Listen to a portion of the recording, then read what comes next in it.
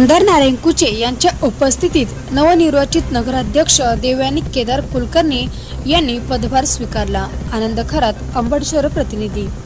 अंबड नगर परिषदेच्या नवनिर्वाचित नगराध्यक्ष देवयानी केदार कुलकर्णी यांनी गुरुवारी सकाळी 10 वाजता नगर परिषद कार्यालयात आयोजित पदग्रहण सोहळ्यात अनधिकृतपणे पदभार स्वीकारला। हा पदग्रहण सोहळा आमदार नारायण कुचे यांच्या प्रमुख उपस्थितीत पार पडला। या पदग्रहण सोहळ्यापूर्वी केदार कुलकर्णी यांच्या निवासस्थानापासून नगर परिषद कार्यालयापर्यंत जल्लोषात दुचाकी रॅली काढण्यात आली।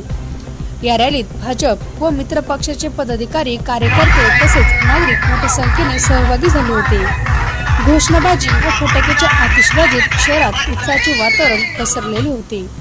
यावेळी विलासराव खरात, भाजपचे नगरसेवक बाबर ज्योती, कृष्णा वराडे, गंगाधर मच्छिंद्र कुचे, उज्ज्वल देवीदास कुलकर्णी, सविता सौरभ शहाणे, ताराबाई बबनराव व इत्यादी मोठ्या संख्येने मित्र पक्षाचे पदाधिकारी, कार्यकर्ते व नागरिक मोठ्या संख्येने उपस्थित होते।